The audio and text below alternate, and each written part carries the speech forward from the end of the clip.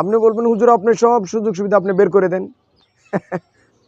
এটা আমি কেন দিব ভাই? আপনি আমার উপরে দায়িত্বটা কেন ফেলে দিচ্ছেন? আপনার উপরে কি আল্লাহ তাআলা এই দায়িত্ব দেননি?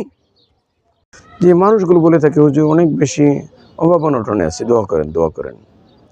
হুজুর রুজি রোজগারে বরকত নেই, না হুজুর ব্যবসা বাণিজ্যে বরকত নেই, হুজুর ফ্যামিলি নিয়ে থাকতে পারতেছি না ঢাকা শহরে, অনেক বেশি বাসা ভাড়া, অনেক খরচ বেড়ে গিয়েছে, জিনিসপত্রের অনেক দাম দর, মানে অবজেকশনের অভাব নেই।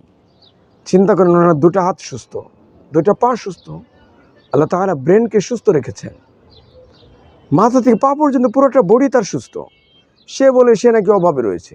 আপনি বলেন তো কতটা যৌক্তিক কথাটা হতে পারে? তার নাকি ইনকামের সোর্স নেই, উনি নাকি ঘর ভাড়া দিতে পারছেন না, উনি নাকি ফ্যামিলিকে নিয়ে চলতে পারছেন না। বলেন তো আসলে আল্লাহ তাআলা কি বলেছেন কোরআনে কারিমে? আল্লাহ তাআলা তো এটা বলেছেন ওয়ালা তাজিরু ওয়াজিরাতু উযরা উখরা, যে কেউ কারো বোঝা বহন করবে না।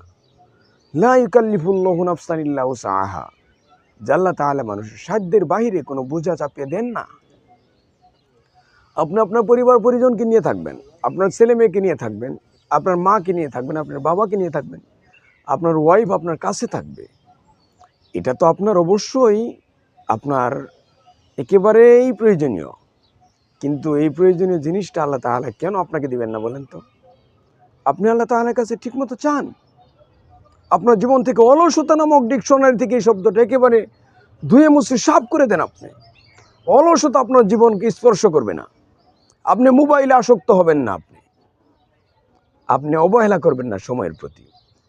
সময়ের প্রতি আপনি যথেষ্ট মূল্যায়ন করা শুরু করে দেন। সময়কে আপনি যথেষ্ট মূল্যবান মনে করা শুরু করে দেন। আপনাকে আল্লাহ তাআলা যে নিয়ামত দিয়েছেন, আপনি নিয়ামতকে নিয়ে ভাবুন যে নিয়ামতের কতটা আপনি সঠিক ব্যবহার করছেন। দেখবেন যে আপনার ভিতর থেকে অলসতা নামক যে বিষয়টা, ভয়টা রয়েছে, এটা দূরে চলে যাবে। শয়তান যেমন আপনাকে দেখে দূরে পালাতে শুরু করে, অলসতা আপনার থেকে দূরে পালাতে শুরু করবে, আপনি স্বাবলম্বী হয়ে যাবেন। আল্লাহ তাআলা আপনার পরিবার পরিজনের ভরণ পোষণ দেওয়া আপনার উপরে আল্লাহ তাআলা ফরজ করে দিয়েছেন। এই ফরজ আদায়ের অবাধ সুযোগ আল্লাহ তাআলা সৃষ্টি করেও দিয়েছেন। এটা আপনাকে খুঁজে খুঁজে বের করে নিতে হবে, এটা বের করার দায়িত্ব আপনার। আল্লাহ তাআলা কোরআনে কারিমে বলে দিয়েছেন ওমা মিন দাব্বাতিন ফিল আরদি ইল্লা আলাল্লাহি রিজকুহা, পৃথিবীর এমন কোনো সৃষ্টি নাই যার রিজিকের ব্যবস্থা আল্লাহ তাআলা করেন না। তাহলে আপনি আপনার স্ত্রী সন্তান বাবা মা তাদেরকে নিয়ে আপনি ঢাকা শহরে থাকবেন, আল্লাহ তাআলা আপনার জন্য সুযোগ রেখেছেন, আপনাকে খুঁজে খুঁজে বের করে নিতে হবে। আপনি বলবেন হুজুর আপনি সব সুযোগ সুবিধা আপনি বের করে দেন। এটা আমি কেন দিব ভাই? আপনি আমার উপরে দায়িত্বটা কেন ফেলে দিচ্ছেন? আপনার উপরে কি আল্লাহ তাআলা এই দায়িত্ব দেননি? আপনাকে তো অন্ধ করে আল্লাহ তাআলা বানাননি, আপনাকে বিকলাঙ্গ করে আল্লাহ তাআলা বানাননি। আপনি খুঁজুন, সাপোর্ট লাগলে আমরা রয়েছি তো, আমাদের কাছে আপনি সাপোর্ট চান, পরামর্শ চান, অ্যাভেলেবেল পরামর্শের সুযোগ রয়েছে, অ্যাভেলেবেল স্কোপ রয়েছে, কর্মসংস্থানের অ্যাভেলেবেল পথ রয়েছে, হালাল ওয়েতে রুজি করার অনেক সুযোগ সুবিধা আল্লাহ তাআলা রেখেছেন। আপনাকে খুঁজে বের করে নিতে হবে, আপনাকে আরেকজনের সহযোগিতা নিতে হবে। কিন্তু বসে থাকলে হবে না তো প্রিয় ভাই, বসে থাকলে হবে না।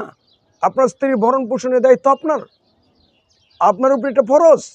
আপনার সন্তানদের ভরণ পোষণের দায়িত্ব আপনার উপরে ফরজ।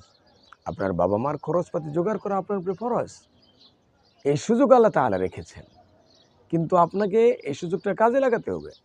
আপনি একটা অফিসে গেছেন, অফিস থেকে সেই মোবাইল নিয়ে বসে পড়লেন, মোবাইল টিপা শুরু করে দিলেন।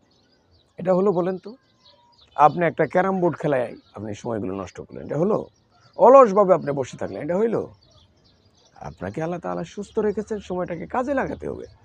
দেখবেন যে আপনি ধীরে ধীরে স্বাবলম্বী হয়ে গিয়েছেন, অভাব আপনার থেকে দূরে চলে গিয়েছে। আল্লাহর নবী রাসূলুল্লাহ সাল্লাল্লাহু আলাইহি ওয়াসাল্লাম এই সুন্নত তরিকাগুলো বলেছেন, সুন্নত আমলগুলো বলেছেন, এগুলো আপনাকে করতে হবে। তাহলে দেখবেন যে আপনার যত অবজেকশন রয়েছে সবগুলো আল্লাহ তাআলা দূর করে দেবেন। আল্লাহ তাআলা আমাদেরকে আমাদের সময়গুলোকে কাজে লাগানোর তৌফিক দান